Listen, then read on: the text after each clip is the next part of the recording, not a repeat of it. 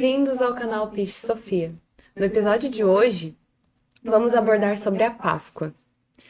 E para iniciarmos o nosso assunto, poderiam explicar o que é a Páscoa? A Páscoa, de uma forma bem superficial, assim, de primeiro momento, que claro, por nós vamos adentrar e nos aprofundarmos, mas dentro do cristianismo é trazido no domingo lá, depois da Sexta-feira Santa, onde Jesus ressuscita, ou seja, essa ressuscitação, ou esse ressuscitamento, ou seja, de uma nova vida. Então, a Páscoa, nesse sentido, claro que nós vamos olhar um contexto aqui, nós vamos esclarecendo isso de uma forma simbólica. É importante a gente perceber que o cristianismo ele bebe numa fonte judaica. Então, a festa da Páscoa vem justamente da festa dos pães ázimos. Essa festa ela ocorre na primeira lua cheia, depois do primeiro domingo após o equinócio de primavera, isso lá no hemisfério norte. O que é essa festa dos pães ázimos? Os pães ázimos são os pães sem fermento, ou seja, é um pão sem excessos, é um pão puro. Justamente esse pão que a gente precisa trabalhar dentro de nós, que é um pão que tem uma fertilidade. Certo, tem essa questão da fertilidade que traz da cultura germânica, a questão de Ostera, é que é a deusa da fertilidade. Então, como a gente falou do Natal, a gente traz a cópia, né, do hemisfério norte, e seria, no caso aqui para nós, é que nós estamos no outono, né, mas seria que é a primavera, que foi copiada de lá para cá, e é essa diferença dos hemisférios, né, mas essa deusa Ostera, ela traz a questão da lebre, da fertilidade aos seus pés, desnuda, né, que ela é a deusa do amor, onde entra, depois desse inverno, a primavera, trazendo toda a fertilidade para a terra. É o dia em que o sol, né, a noite e o dia, eles têm a mesma questão de tempos após o inverno. Então, trazendo toda essa questão da volta do sol, essa energia crística para que tudo isso se fertilize e dê vida abundante. E um ponto que o Lincoln colocou, que é bem importante, é da palavra ázimo, porque ela traz, né, num contexto, como o Lincoln falou, de um pão sem fermento. E quando nós falamos em fermento, né, de uma forma esotérica, nós estamos falando de um pensamento. Então, quando se fala de ázimo, ou seja, é algo sem fermento, ou olhando para o fermento em si, o que ele é? Ele é algo impuro, no sentido que tem bactérias ali. Então, precisa tirar toda essa fermentação, ou seja, todos esses pensamentos. Aí adentramos, né, já num contexto bem simbólico, onde Jesus traz esse corpo e purifica para se transformar nesse Cristo, que aí traz todo esse olhar para a vida, ou seja, essa vida eterna. Então, por isso, né, esse olhar de um contexto também da ave fênix, de algo que morre e ressurge. Então, essa ressurreição, ela está totalmente ligada a essa purificação, né, de um corpo. Tanto que, não por acaso, que Jesus morre na Sexta-feira Santa e ressuscita no domingo de Páscoa, e como ele é um renovador, ou seja, vem da era de Áries, que a gente mencionou em episódios anteriores, ele é um renovador dessa era, adentrando na era de Peixes. Antes tinha-se o costume do sacrifício de um cordeiro, justamente para livrar esses pecados. Está atrelado também a uma festa judaica, né, onde sacrificava-se um cordeiro para livrar os filhos primogênitos por conta das pragas do Egito, né, onde morreram lá os primogênitos dos faraós, generais e tudo mais. Então aí vem esse cordeiro imolado, que é o próprio Jesus Cristo, para renovar, para dizer, não é fora que eu tenho que fazer, não é animais que eu preciso sacrificar. Eu preciso fazer esse sacrifício interno. Então, por isso que vem essa renovação que a Páscoa cristã busca trazer. É importante até porque a gente faz uma volta no episódio da morte mística. Então, essa morte mística que Jesus, o Cristo, né, que se cristificou, estava trazendo. Agora, em vez dele trazer esse cordeiro externo, ele coloca internamente. Ele se propõe e se dispõe a se entregar para uma causa maior, para a cristificação. Então, ele passa por todo esse processo, eliminando todas essas impurezas e dando sangue, né, para uma causa, para esse trabalho. Quando se fala assim, somente o trabalho dignifica o homem, é justamente esse trabalho interno que dignifica o homem. Aí Cristo entrando nessa questão, né, da Semana Santa, ele já está preparado. A gente vai ver que quando ele entrega o corpo e o sangue na Santa Ceia, é justamente as 12 partes dele se integrando, né, para ele fazer essa ascensão. A gente falou da deusa Hóstera, que vem da cultura germânica. Ela traz, além da lebre, que coloca o coelho, mas a gente vai falar da lebre ali, que ela é a questão fértil, né, que dá vida em abundância, né? Também tem o ovo, que representa essa parte crística. Era dado essa questão do ovo, como trazendo a vida, a ressurreição. Porém, claro que dentro das culturas, tradições e comércio começou a vir os ovos de chocolates, que hoje em dia, né, ele é comercializado e não se tem uma menção do porquê. E nem a questão da lebre, que é colocado o coelho, mas é a lebre que ela é o animal puro, fértil e que traz a vida em abundância também. E aproveitando essa tua fala que você trouxe, a gente sabe que toda data comemorativa ela tem esses simbolismos, né? E qual seria o significado, por exemplo, do ovo de Páscoa? O ovo, até como a gente citou, ele traz a questão da vinda do Cristo. A parte da vida, a ressurreição, toda a energia latente dentro. Porém, que ela precisa agora, com essa energia da natura, com essa energia que existe, dessa primavera, fazer a questão do nascimento, essa ressurreição. Então, esse ovo é essa própria fertilidade em abundância. Tanto que tem até algumas culturas que escondem os ovos. Esses ovos escondidos são justamente esses egos, esses agregados psíquicos que a gente tem que buscar internamente, que estão escondidos, ocultos, e a gente precisa trazer uma fertilidade, ou seja, trazer para a consciência. Porque aqui cabe essa distinção, não é fertilidade num sentido de procriação, Sim. mas sim fertilidade no sentido de consciência. Isso, enquanto inconscientes, como o Lincoln falou, vai usar essa fertilidade para quê? Para se proliferar na Terra, né? Trazer essa questão de vida em abundância até a hora que, da mesma forma que internamente, opa, o que eu estou fazendo? Aí eu uso essa fertilidade para alimentar o Cristo, para fazer essa primavera interna, para fazer essa ressurreição. Então, porque se você trazer um contexto e olhar o que o coelho tem a ver com o ovo, o que tem a ver com a Páscoa? Você vai ver que Ostera, que vem da questão dessa deusa, que é a questão da Páscoa, né? O coelho, que é o sentido que a gente fala da lebre, que é essa fertilidade em si, para usar agora para trazer a vida ao Cristo, alimentar o Cristo e não os egos, né? E o ovo representando a própria ressurreição, a energia, a vida e tudo mais. Aí misturou tudo isso num comércio e deu a entender, né? Ficou tudo perdido, mas enfim, aquele que está consciente e atento, ainda capta os símbolos que existem por detrás de toda essa história. E também, nesse olhar de uma fertilidade, a gente está falando que de energia.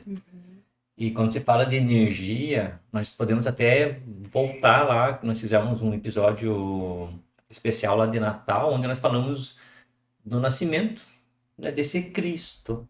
E ele nasce de uma forma simbólica lá, a gente sabe que é lá no inverno, onde começa o quê? Uma aproximação, um retorno de um sol. Então nasce esse Cristo, ou seja, ele vai se fortificando através da própria energia, fazendo, claro, um trabalho de eliminação dos pensamentos, aonde esse Jesus vai morrendo e que na primavera ele recolhe toda essa energia, né, desse trabalho, através de padecimentos voluntários, fazendo toda essa eliminação, e ele se torna o quê? Um ser consciente, onde ele mesmo cria dentro dele uma energia que está totalmente, altamente e totalmente autossustentável. que tem uma relação aí, se for pegar com a questão da geometria sagrada, o Taurus, ou seja, esse ponto zero, que é onde ele dominou os dois hemisférios, ou seja, ele dominou essas duas energias. E já está pronto, no caso, como a gente sabe que é tudo uma questão, né, sexual até da morte na cruz. E vem esse menino Jesus, vem crescendo, vem trazendo todo o aprendizado até chegar à energia, né? Essa energia agora é usada para quê? Para que esse Cristo realmente faça a cristificação. Aí morrendo a persona do Jesus e sim nascendo na cruz o Cristo. E qual é o significado da quaresma na Páscoa? Então, a quaresma, justamente, ela remete algo em torno de 44 a 46 dias que antecedem justamente esse período da Páscoa. Para uns estudos iniciais, ela remete a um período em que Jesus Cristo esteve no deserto em jejum, numa preparação para esse momento que ele iria passar. Por outro lado, também tem essa ligação com esse período da fertilidade, mencionada pelo Sidney anteriormente, onde respeitava-se, porque como no hemisfério norte tem a época da primavera, respeitava-se esse processo de procriação dos animais. Não por acaso tem o carnaval, que é o início da quaresma, que é a festa da carne, digamos assim, a celebração da carne, que é o último dia em que poderiam comer carne de caça, na época carne, enfim. Então, aí que tem esse início. E a quaresma daí entra como se fosse um jejum. Se a gente for falar de um trabalho interno, aí a gente precisa fazer essa ligação dessa questão da carne. O que é essa carne que não é tão somente física, mas é um processo aí mais profundo. Aí se entende bem, né? Como até o Lincoln trouxe, essa questão do por que não comer carne. Ah, porque é minha religião ou uma tradição. Não se sabe mais e até está perdendo-se todas essas tradições, né? Sim. Antes, até quando era mais novo, na família não poderia comer dentro desses 40 dias a carne, né? Depois vem vindo para 2 semanas, uma semana e vai se perdendo. Mas mesmo eles faziam um temor a alguma coisa e não sabiam o porquê. Como o Lincoln bem trouxe ali, é que os animais em reprodução, com toda essa fertilidade hormonal, né, na primavera, então além de garantir que a espécie se reproduzisse, também não trazer esse consumo da carne hormonal com toda essa fertilidade, deixar a natureza fazer o trabalho dela. Então aí se entende bem e também a questão de fazer esse jejum, entrar nesse trabalho iniciático, né? Tirar a fermentação, né, dos pães, como foi dito e falado, a carne em si se estruturando, fazendo esse exercício de um jejum em si, para que essa energia seja utilizada para esse Cristo íntimo. E também dá para se olhar para o carnaval, né? Porque é essa festa de máscaras, né? Que as pessoas realmente acabam deixando que esse ide aflore. Então dá, né, para a gente analisar aqui e ver como algo necessário, né, para perceber toda essa engrenagem aí da parte psicológica que vem à tona para depois passar por uma morte. Então eu, né, percebo assim que é necessário, né, ter e perceber, né, o que tem por detrás, né, nesses bastidores da nossa mente, mas depois, claro, fazer essa eliminação. Não que nós tenhamos que sair, né, fazendo a folia de carnaval, mas de compreender esses aspectos do carnaval e que depois precisa morrer tudo isso. E até então, porque a fertilidade ela está a todo vapor, então está vindo essa fertilidade. Se não tem essa consciência de direcionar para o trabalho espiritual crístico, vai para o bacanal, vai para toda essa questão que a gente vê na cultura onde se expõe o sexo. E o sexo, com toda essa energia, essa fertilidade, vai acabar, a gente sabe, né, na luxúria. E essa luxúria desgasta e tira a energia do Cristo. Então essas tentações, como a Aracides falou, não que você vá adentrar, mas é você tirar as máscaras e não colocar. de cara limpa, tirando a persona para realmente nascer e acabar com essa festa carnal dentro de você.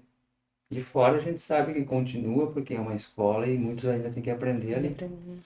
Porque no olhar da religião em si, né, claro, de uma forma, eu posso dizer assim, inconsciente, é como se as pessoas soubessem que estavam indo para uma morte e vamos aproveitar.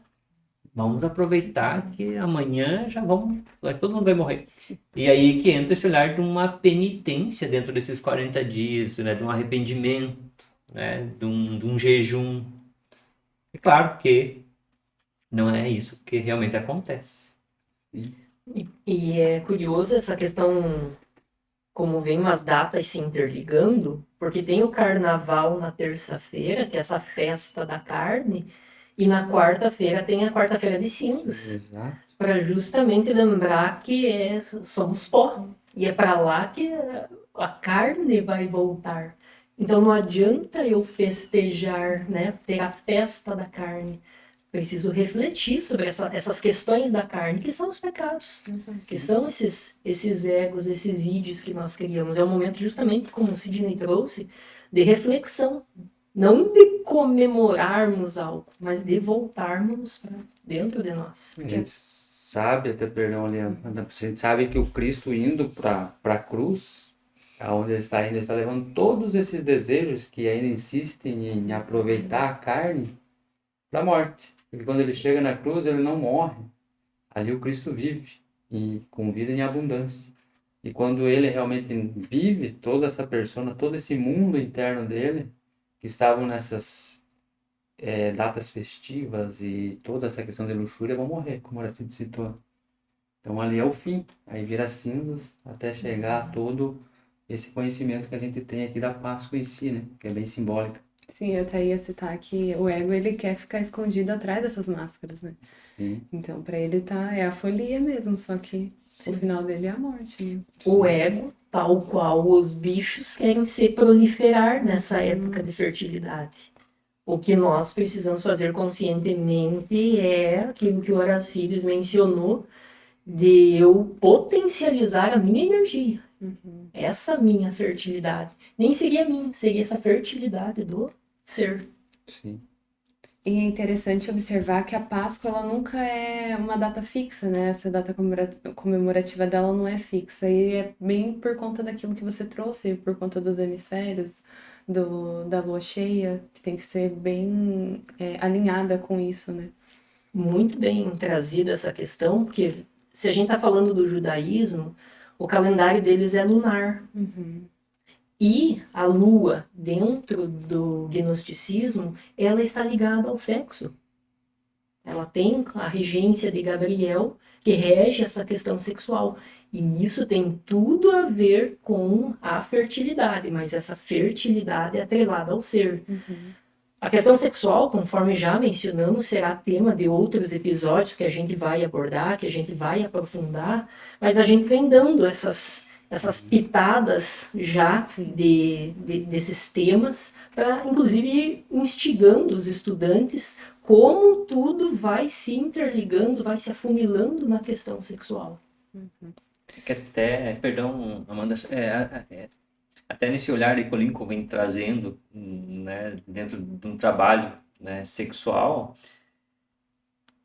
a gente precisa, claro, ter um conhecimento prévio em relação a isso, porque como são energias, e a gente vem falando da Páscoa, que traz toda essa questão da fertilidade, né, no caso humano, de trazer aquela virilidade, no caso do homem, né, ou seja, toda essa energia, tanto quanto do positivo quanto do negativo, e juntar essas energias, para depois a gente realmente poder ter controle sobre esses foliões dentro de nós, né? De fazer perceber que não é por ali o caminho.